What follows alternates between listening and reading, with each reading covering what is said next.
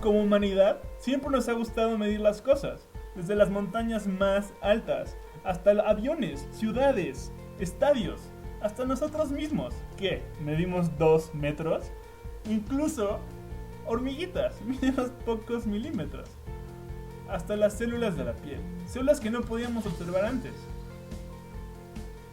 ¿Qué más? ¿Bacterias? Claro que sí, células rojas, virus, bacteriófagos, y lo más importante, el DNA, la unidad básica de la vida, que mide aproximadamente un 2,8 ceros, después del punto, claro, o 2 nanómetros. Esa unidad básica de la vida, de donde todo se origina. Está en todas nuestras células, pero ¿para qué nos puede servir todo esto? Pues, una aplicación es la nanocirugía, donde nanopartículas se utilizan para teñir tumores localizados en el cerebro y así hacer más fácil quitarlos. ¿Impresionante o qué? Desde siempre la tecnología ha avanzado. Vean esto. Pero ¿cómo empezamos? Con máquinas gigantescas que cada vez se han hecho más y más pequeñas, incluso el tamaño nano. Son máquinas que ni siquiera podemos observar con los propios ojos. Son máquinas que van a revolucionar el mundo. Pero te preguntarás, ¿cómo podemos ver estas máquinas funcionando en nuestro cuerpo? Pero nuestro cuerpo ya tiene estas máquinas, tiene estas enzimas, estos pedazos de maquinaria que trabajan para permitirnos vivir. La tecnología ya existe. En la Universidad de Hong Kong y MIT han desarrollado un péptido que puede recuperar la pérdida axonal después de una lesión del sistema nervioso central. El profesor Schneider nos platica más a continuación. Actions by getting the connections, the nerve fibers in the brain, the nerve tracts, to regrow. We thought that if we could find something that was nanoscale, it would assemble by itself, and it was natural, and would break down in the brain and the body, then we might be able to create a permissive environment for axon growth. I was trying various artificial materials, but none of them worked out. And when Rutledge Ellis Benke came to my lab, he was extremely interested in this approach. And he quickly found out about new materials that were being created that might be better than what I had used before.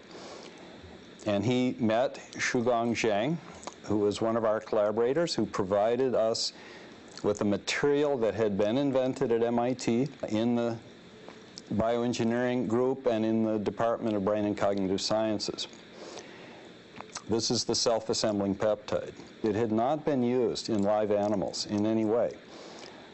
So Rutledge obtained some of that material, and we began doing surgery on hamsters, brain surgery, and using this material. And that's when we began discovering these remarkable properties of the material. We were hoping that we could put something in that would create an environment that would allow the axons to grow through the center of the cut. And it would stop the normal scar formation of that cut. They were the two main things. And if we could create a permissive environment, we could promote growth and other things and manipulate neurons different ways. It's a material that looks like water, so you put it into the brain wound, and it flows into the wound and comes into immediate proximity of all the wound edges. So you don't have any separation. And then it immediately starts to form this gel. When you look at the material later with the electron microscope, so you get a really close look at it, it would be easy to fool an anatomist into thinking that this was part of the brain. We had healing of the brain, we had axons growing through the center of the cut, and we had reconnection into the correct tissue. We were quite excited. So what we showed with the second experiment was not only brain healing, axons growing through the center of the cut, reconnection to the correct target tissue, but we also showed functional return of vision. It's not just the way it looks. It turns out to actually function like part of the brain. This is one aspect of what we think will be a therapy for regeneration. there are other models we would like to develop. Models that are closer to traumatic injury and strokes in humans. And if we can do that, then we think we might be able to return a certain level of quality of life to some of these people who have had a stroke, which is the goal of our lab. El futuro ya está aquí. Tal vez es hora de no ver de lo grande a lo pequeño, sino ver de lo pequeño a lo grande. Muchas gracias. Cuídense.